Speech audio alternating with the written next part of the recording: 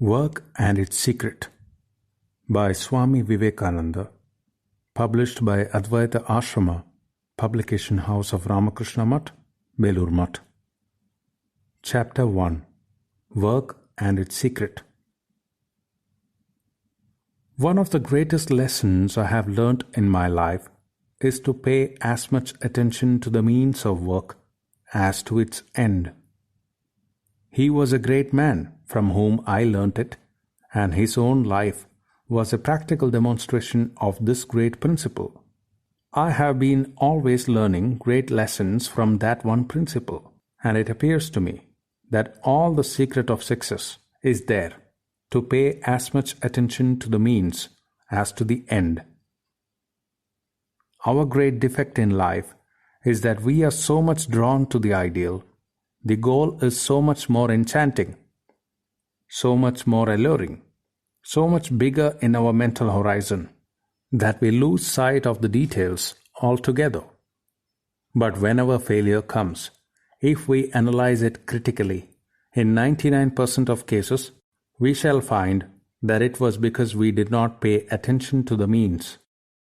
Proper attention to the finishing, strengthening of the means is what we need. With the means all right, the end must come. We forget that it is the cause that produces the effect. The effect cannot come by itself, and unless the causes are exact, proper, and powerful, the effect will not be produced. Once the ideal is chosen and the means determined, we may almost let go the ideal, because we are sure it will be there when the means are perfected. When the cause is there is no more difficulty about the effect. The effect is bound to come. If we take care of the cause, the effect will take care of itself. The realization of the ideal is the effect. The means are the cause. Attention to the means, therefore, is the great secret of life. We also read this in the Gita and learn that we have to work, constantly work with all our power to put our whole mind in the work, whatever it be that we are doing. At the same time, we must not be attached. That is to say, we must not be drawn away from the work by anything else. Still, we must be able to quit the work whenever we like. If we examine our own lives, we find that the greatest cause of sorrow is this. We take up something and put our whole energy on it. Perhaps it is a failure, and yet we cannot give it up. We know that it is hurting us, that any further clinging to it is simply bringing misery on us. Still, we cannot tear ourselves away from it. The bee came to sip the honey, but its feet stuck to the honey pot, and it could not get away. Again and again, we are finding ourselves in that state. That is the whole secret of existence. Why are we here? We came here to sip the honey, and we find our hands and feet sticking to it. We are caught, though we came to catch. We came to enjoy. We are being enjoyed. We came to rule. We are being ruled. We came to work. We are being worked. All the time we find that. And this comes into every detail of our life. We are being worked upon by other minds, and we are always struggling to work on other minds. We want to enjoy the pleasures of life, and they eat into our vitals. We want to get everything from nature, but we find in the long run that nature takes everything from us, depletes us, and casts us aside. Had it not been for this, life would have been all sunshine.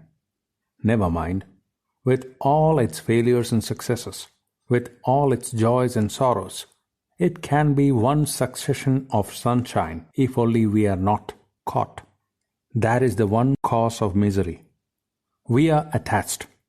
We are being caught. Therefore, says the Gita, work constantly, work, but be not attached. Be not caught. Reserve unto yourself the power of detaching yourself from everything, however beloved, however much the soul might yearn for it, however great the pangs of misery you feel if you were going to leave it. Still, reserve the power of leaving it whenever you want. The weak have no place here, in this life or in any other life. Weakness leads to slavery. Weakness leads to all kinds of misery, physical and mental. Weakness is death. There are hundreds of thousands of microbes surrounding us, but they cannot harm us unless we become weak, until the body is ready and predisposed to receive them. There may be a million microbes of misery floating about us. Never mind, they dare not approach us. They have no power to get a hold on us until the mind is weakened. This is the great fact. Strength is life. Weakness is death. Strength is felicity. Life eternal, immortal. Weakness is constant strain and misery. Weakness is death. Attachment is the source of all our pleasures now. We are attached to our friends, to our relatives. We are attached to our intellectual and spiritual works. We are attached to external objects so that we get pleasure from them. What again brings misery but this very attachment? We have to detach ourselves to earn joy. If only we had power to detach ourselves at will, there would not be any misery. That man alone will be able to get the best of nature, who, having the power of attaching himself to a thing with all his energy, has also the power to detach himself when he should do so. The difficulty is that there must be as much power of attachment as that of detachment. There are men who are never attracted by anything. They can never love. They are hard-hearted and apathetic. They escape most of the miseries of life. But the wall never feels misery. The wall never loves, is never hurt. But it is the wall after all. Surely it is better to be attached and caught than to be a wall. Therefore, the man who never loves, who is hard and stony, escape most of the miseries of life, escapes also its joys. We do not want that. That is weakness. That is death. That soul has not been awakened that never feels weakness, never feels misery. That is a callous state. We do not want that. At the same time, we not only want this mighty power of love, this mighty power of attachment, the power of throwing our whole soul upon a single object, losing ourselves and letting ourselves be annihilated, as it were, for other souls, which is the power of the gods. But we want to be higher even than the gods.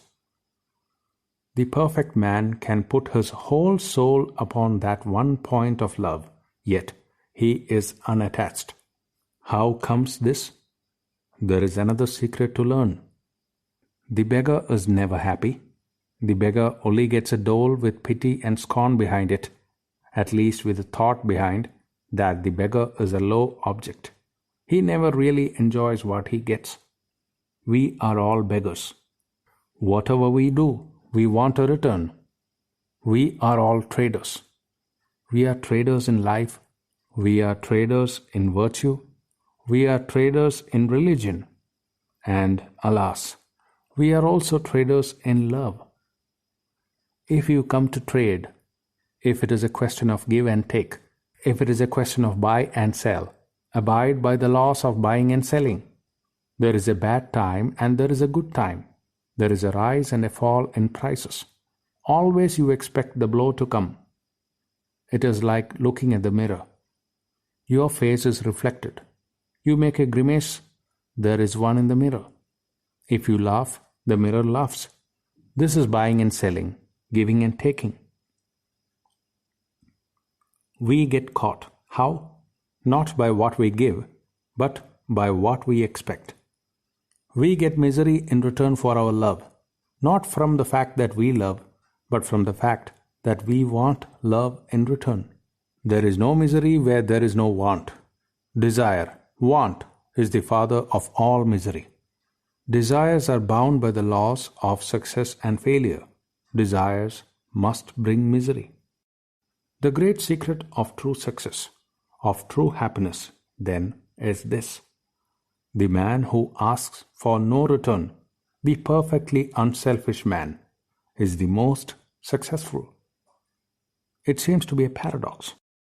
Do we not know that every man who is unselfish in life gets cheated, gets hurt? Apparently, yes. Christ was unselfish and yet he was crucified. True, but we know that his unselfishness is the reason, the cause of a great victory, the crowning of millions upon millions of lives with the blessings of true success. Ask nothing, want nothing in return. Give what you have to give. It will come back to you, but do not think of that now.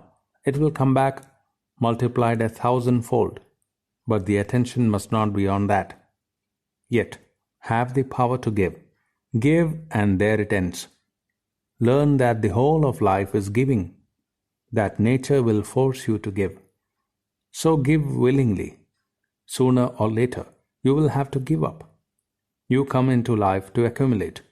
With clenched hands, you want to take, but nature puts a hand on your throat and makes your hands open.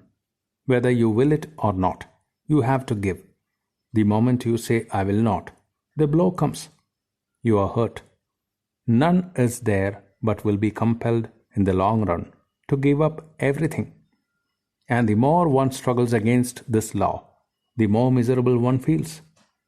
It is because we dare not give, because we are not resigned enough to accede to this grand demand of nature, that we are miserable. The forest is gone, but we get heat in return. The sun is taking up water from the ocean to return it in showers. You are a machine for taking and giving. You take in order to give. Ask therefore nothing in return, but the more you give, the more will come to you. The quicker you can empty the air out of this room, the quicker it will be filled up by the external air. And if you close all the doors and every aperture, that which is within will remain, but that which is outside will never come in, and that which is within will stagnate, degenerate, and become poisoned. A river is continually emptying itself into the ocean and is continually filling up again. Bar not the exit into the ocean. The moment you do that, death seizes you. Be therefore not a beggar. Be unattached. This is the most terrible task of life. You do not calculate the dangers on the path.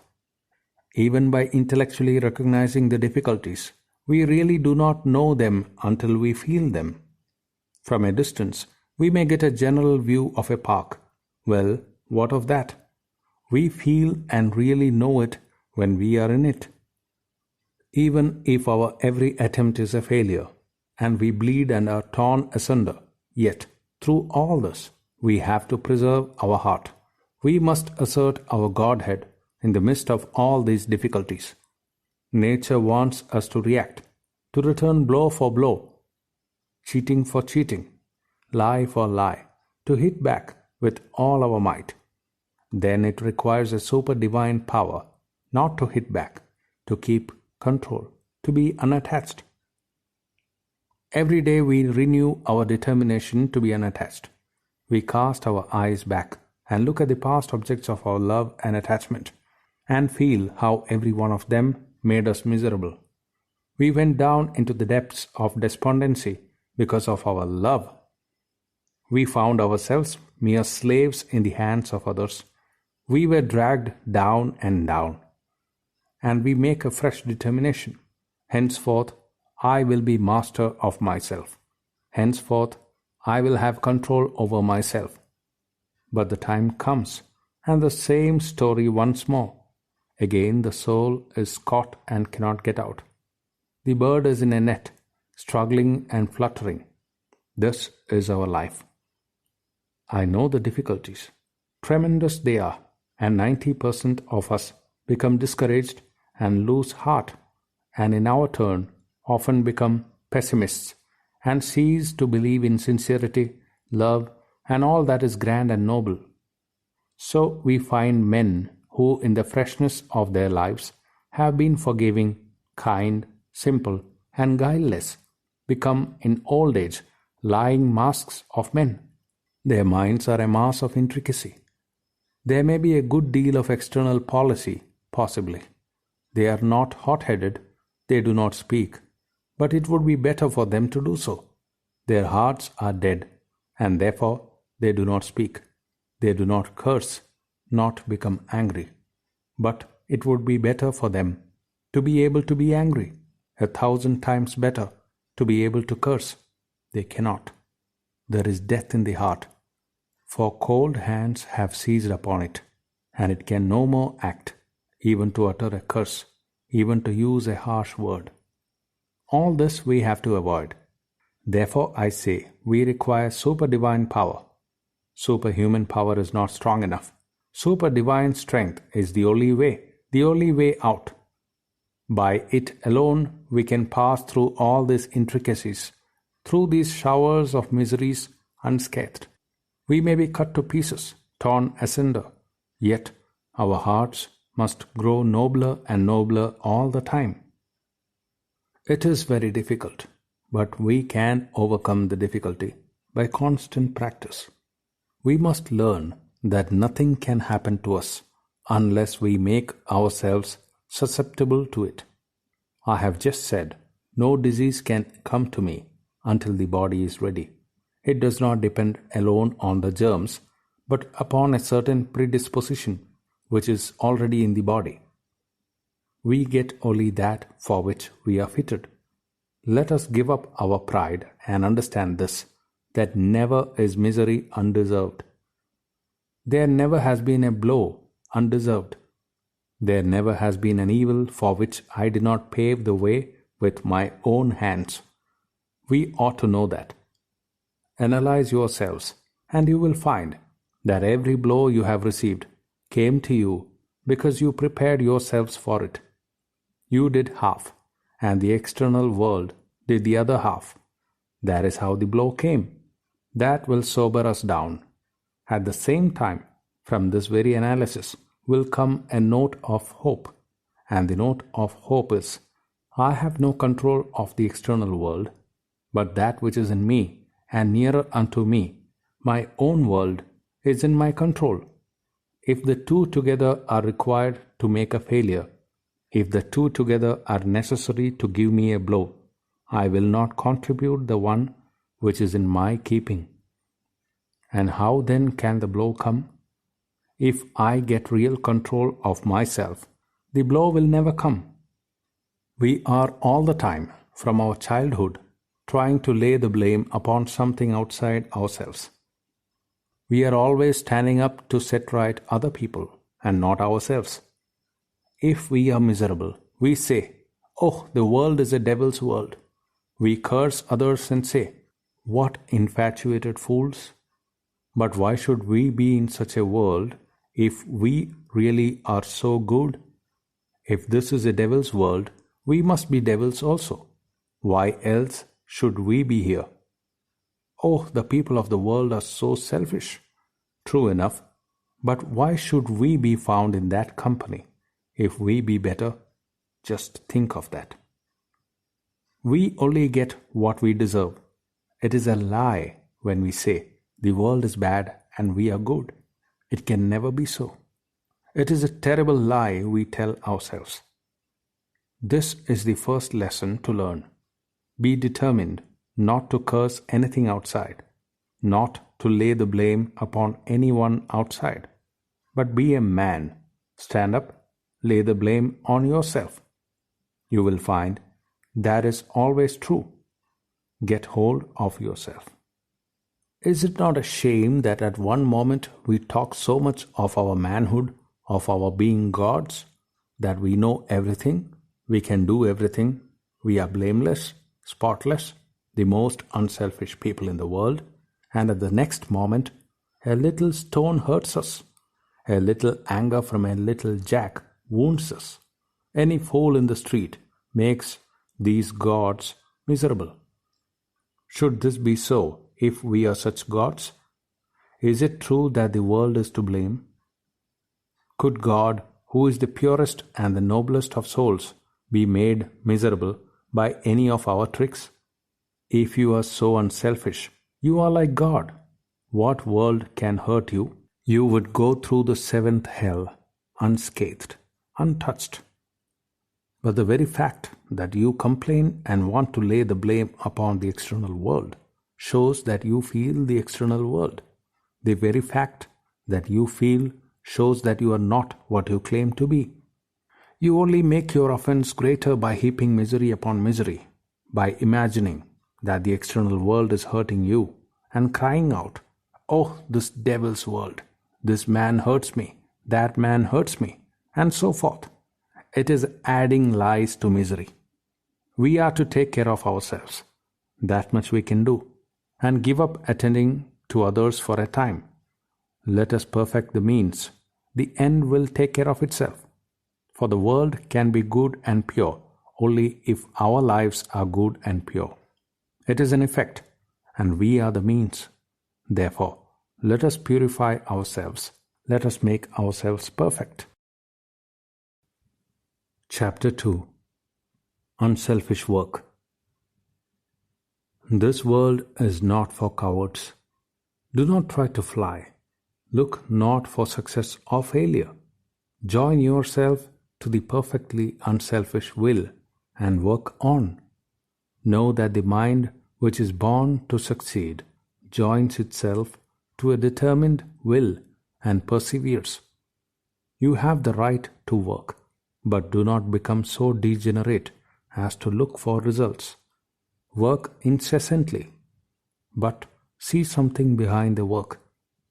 Even good deeds can find a man in great bondage. Therefore, be not bound by good deeds or by desire for name and fame.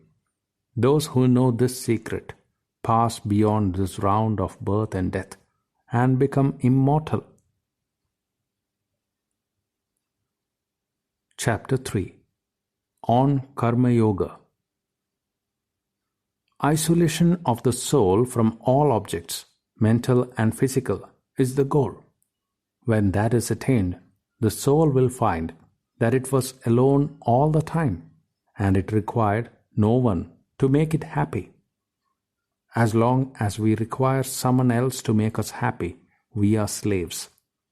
When the Purusha finds that it is free and does not require anything to complete itself, that this nature is quite unnecessary, then freedom, Kaivalya, is attained. Men run after a few dollars and do not think anything of cheating a fellow being to get those dollars. But if they would restrain themselves, in a few years they would develop such characters as would bring them millions of dollars if they wanted them. Then their will would govern the universe. But we are all such fools. What is the use of talking of one's mistakes to the world? They cannot thereby be undone. For what one has done, one must suffer. One must try and do better. The world sympathizes only with the strong and the powerful. It is only work that is done as a free will offering to humanity and to nature that does not bring with it any binding attachment. Duty of any kind is not to be slighted. A man who does the lower work is not, for that reason only, a lower man than he who does the higher work. A man should not be judged by the nature of his duties, but by the manner in which he does them. His manner of doing them and his power to do them are indeed the test of a man. A shoemaker who can turn out a strong, nice pair of shoes in the shortest possible time is a better man, according to his profession and his work, than a professor who talks nonsense every day of his life. Every duty is holy. and devotion to duty is the highest form of the worship of God. It is certainly a source of great help in enlightening and emancipating the deluded and ignorance-encumbered souls of the baddhas, the bound ones. By doing well the duty which is nearest to us, the duty which is in our hands now, we make ourselves stronger, and improving our strength in this manner, step by step, we may even reach a state in which it shall be our privilege to do the most coveted and honored duties in life and in society. Nature's justice is uniformly stern and unrelenting. The most practical man would call life neither good nor evil. Every successful man must have behind him somewhere tremendous integrity, tremendous sincerity, and that is the cause of his signal success in life. He may not have been perfectly unselfish, yet he was tending towards it. If he had been perfectly unselfish, his would have been as great a success as that of the Buddha or of the Christ. The degree of unselfishness marks the degree of success everywhere. The great leaders of mankind belong to higher fields than the field of platform work.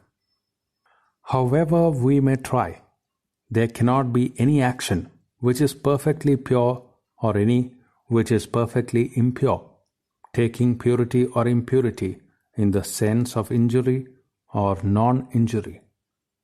We cannot breathe or live without injuring others, and every morsel of food we eat is taken from another's mouth. Our very lives are crowding out some other lives. It may be those of men or animals or small fungi, but someone somewhere we have to crowd out. That being the case, it naturally follows that perfection can never be attained by work. We may work through all eternity, but there will be no way out of this intricate maze. We may work through all eternity, but there will be no way out of this intricate maze. We may work on and on and on, but there will be no end. The man who works through freedom and love cares nothing for results, but the slave wants his whipping. The servant wants his pay. So with all life. Take for instance the public life. The public speaker wants a little applause or a little hissing and hooting. If you keep him in a corner without it, you kill him, for he requires it. This is working through slavery. To expect something in return under such conditions becomes second nature. Next comes the work of the servant, who requires some pay. I give this, and you give me that. Nothing is easier to say, I work for work's sake, but nothing is so difficult to attain. I would go 20 miles on my hands and knees to look on the face of the man who can work for work's sake. There is a motive somewhere. If it is not money, it is power. If it is not power, it is gain. Somehow, somewhere, there is a motive power. You are my friend, and I want to work for you and with you. This is all very well, and every moment I may make protestation of my sincerity. But take care, you must be sure to agree with me. If you do not, I shall no longer take care of you or live for you. This kind of work for a motive brings misery. That work alone brings unattachment and bliss, wherein we work as masters of our own minds. The great lesson to learn is that I am not the standard by which the whole universe is to be judged. Each man is to be judged by his own idea, each race by its own standard and ideal, each custom of each country by its own reasoning and conditions. American customs are the result of the environment in which the Americans live, and Indian customs are the result of the environment in which the Indians are. And so of China, Japan, England, and every other country. We all find ourselves in the position for which we are fit. Each ball finds its own hole, and if one has some capacity above another, the world will find that out too, in this universal adjusting that goes on. So it is no use to grumble. There may be a rich man who is wicked, yet there must be in that man certain qualities that made him rich. And if any other man has the same qualities, he will also become rich. What is the use of fighting and complaining? That will not help us to better things. He who grumbles at the little thing that has fallen to his lot to do will grumble at everything. Always grumbling, he will lead a miserable life, and everything will be a failure. But that man who does his duty as he goes, putting his shoulder to the wheel, will see the light, and higher duties will fall to his share. Karma Yoga is purifying the mind by means of work. Now, if any work is done, good or bad, it must produce as a result a good or bad effect. No power can stay it once the cause is present. Therefore, good action producing good karma and bad action, bad karma, the soul will go on in eternal bondage without ever hoping for deliverance. Now, karma belongs only to the body or the mind, never to the Atman, self. Only it can cast a veil before the Atman. The veil cast by bad karma is ignorance. Good karma has the power to strengthen the moral powers, and thus it creates non-attachment. It destroys the tendency towards bad karma, and thereby purifies the mind. But if the work is done with the intention of enjoyment, it then produces only that very enjoyment and does not purify the mind or chitta. Therefore, all work should be done without any desire to enjoy the fruits thereof. All fear and all desire to enjoy here or hereafter must be banished forever by the Karma Yogi. Moreover, this karma without desire of return will destroy the selfishness, which is the root of all bondage. The watchword of the Karma Yogi is, "Not I, but thou," and no amount of self-sacrifice is too much for him. But he does this without any desire to go to heaven or gain name or fame or any other benefit in this world. Although the explanation and rationale of this unselfish work is only in Jnana Yoga, yet the natural divinity of man makes him love all sacrifice simply for the good of others, without any ulterior motive, whatever his creed or religion. Again, with many, the bondage of wealth is very great, and Karma Yoga is absolutely necessary for them as breaking the crystallization that has gathered round their love for money. Chapter 4.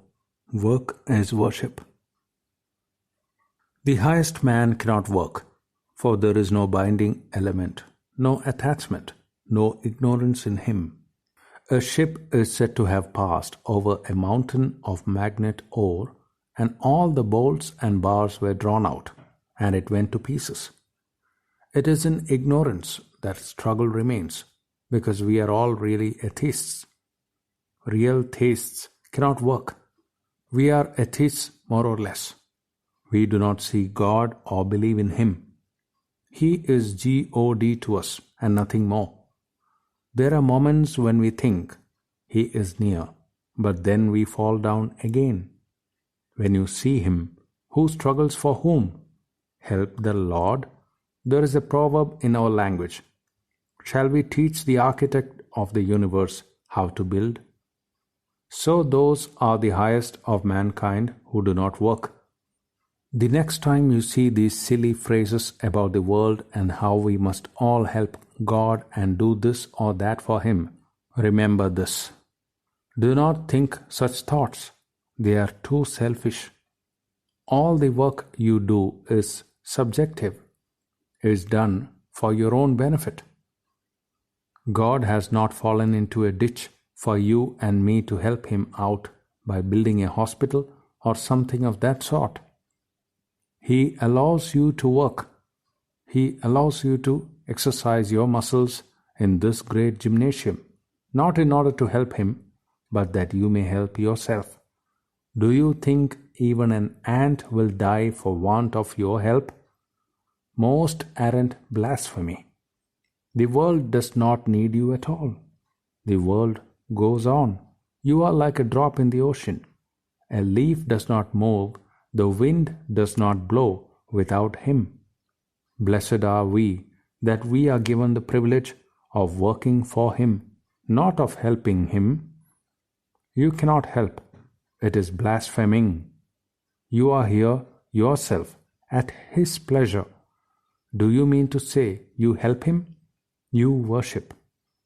When you give a morsel of food to the dog, you worship the dog as God. God is in that dog. He is the dog. He is all and in all. We are allowed to worship him. Stand in that reverent attitude to the whole universe, and then will come perfect non-attachment. This should be your duty. This is the proper attitude of work. This is the secret taught by Karma Yoga. Chapter 5. The Law and Freedom. The struggle never had meaning for the man who is free, but for us it has a meaning because it is name and form that creates the world. We have a place for struggle in the Vedanta, but not for fear. All fears will vanish when you begin to assert your own nature. If you think that you are bound, bound you will remain.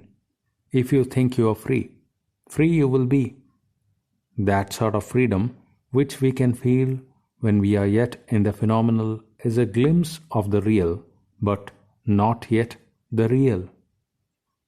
I disagree with the idea that freedom is obedience to the laws of nature. I do not understand what it means. According to the history of human progress, it is disobedience to nature that has constituted that progress.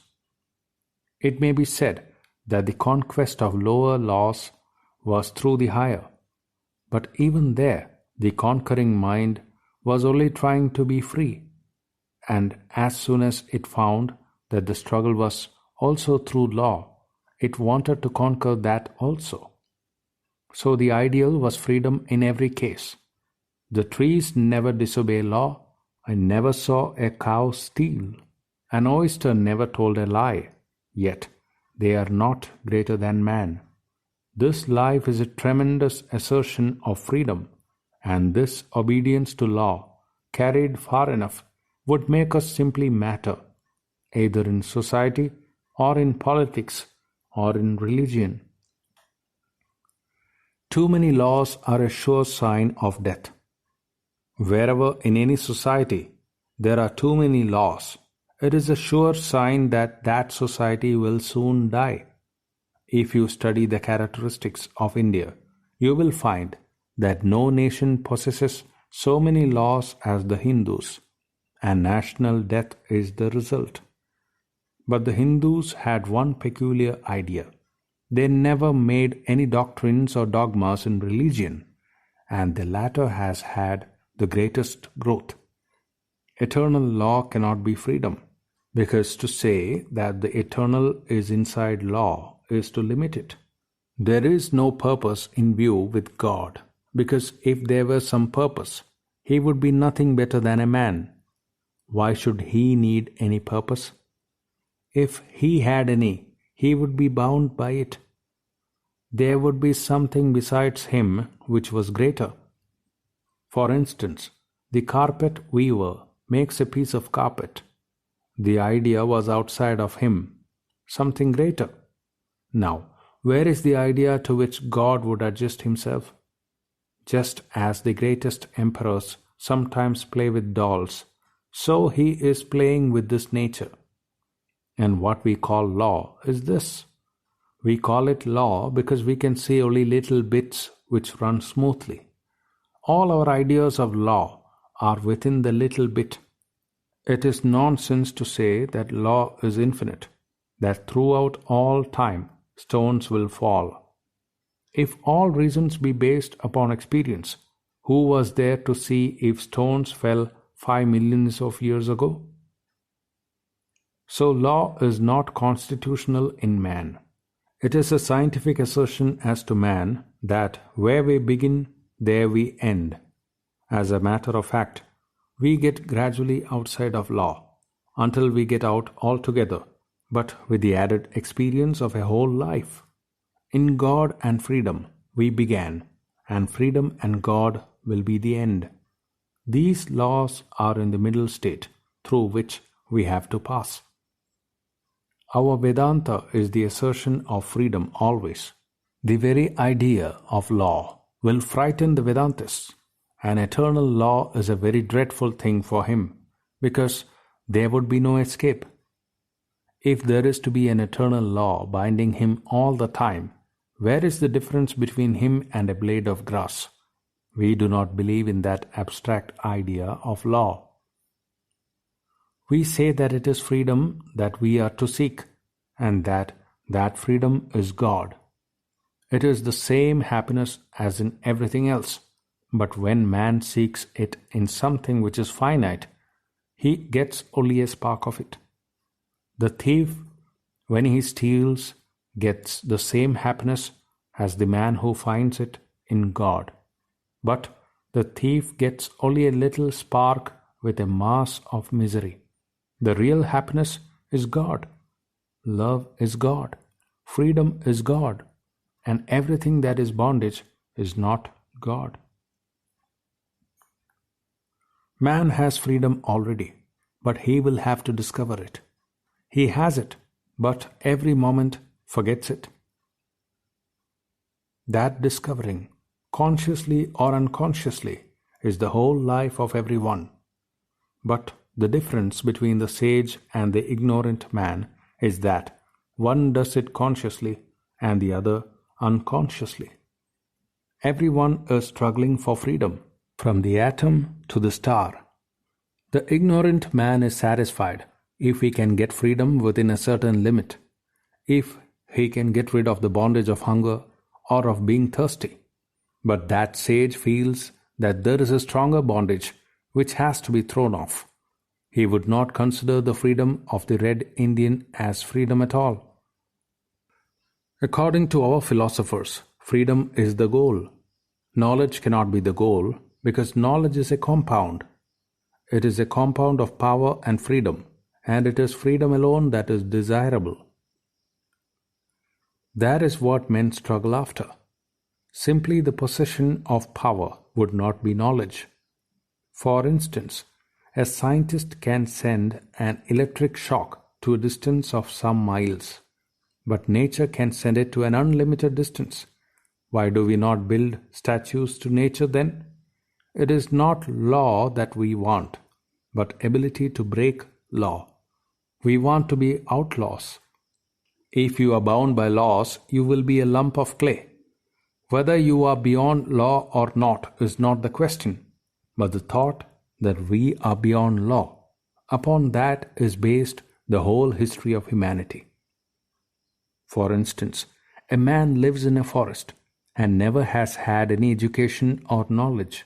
He sees a stone falling down, a natural phenomenon happening, and he thinks it is freedom. He thinks it has a soul, and the central idea in that is freedom. But as soon as he knows that it must fall, he calls it nature, dead, mechanical action.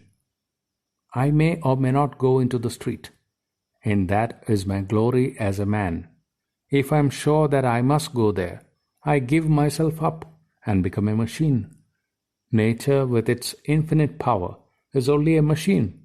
Freedom alone constitutes sentient life. The Vedanta says that the idea of the man in the forest is the right one. His glimpse is right, but the explanation is wrong. He holds to this nature as freedom and not as governed by law. Only after all this human experience we will come back to think the same but in a more philosophical sense. For instance, I want to go out into the street. I get the impulse of my will and then I stop. And in the time that intervenes between the will and going into the street, I am working uniformly. Uniformity of action is what we call law. This uniformity of my actions, I find, is broken into very short periods, and so I do not call my actions under law. I work through freedom. I walk for 5 minutes, but before those 5 minutes of walking, which are uniform, there was the action of the will, which gave the impulse to walk. Therefore, man says he is free, because all his actions can be cut up into small periods, and although there is sameness in the small periods, beyond the period, there is not the same sameness. In this perception of non-uniformity is the idea of freedom.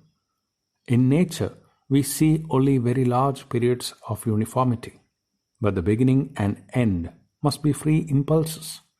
The impulse of freedom was given just at the beginning, and that has rolled on. But this, compared with our periods, is much longer.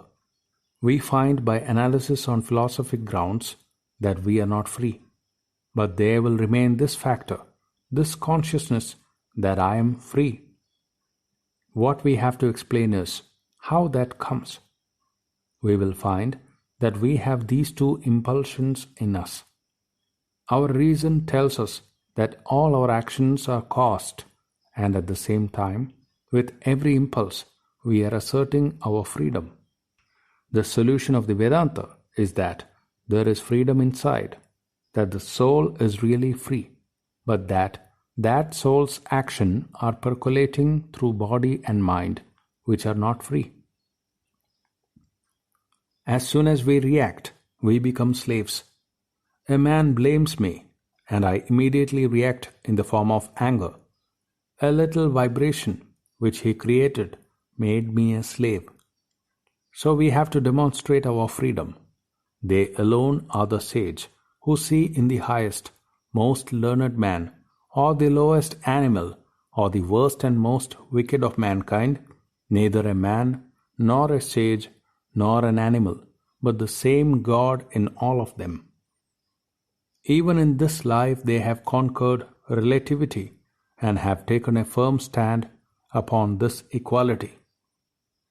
God is pure, the same to all. Therefore, such a sage would be a living God. This is the goal towards which we are going, and every form of worship, every action of mankind is a method of attaining to it. The man who wants money is striving for freedom, to get rid of the bondage of poverty. Every action of man is worship, because the idea is to attain to freedom, and all actions, directly or indirectly, tends to that. Only those actions that deter are to be avoided. The whole universe is worshipping, consciously or unconsciously. Only it does not know that even while it is cursing, it is in another form worshipping the same God it is cursing. Because those who are cursing are also struggling for freedom. They never think that in reacting from a thing, they are making themselves slaves to it. It is hard to kick against the pricks. If we could get rid of the belief in our limitations, it would be possible for us to do everything just now. It is only a question of time. If that is so, add power, and so diminish time. Remember the case of the professor who learnt the secret of the development of marble and who made marble in 12 years, while it took nature centuries.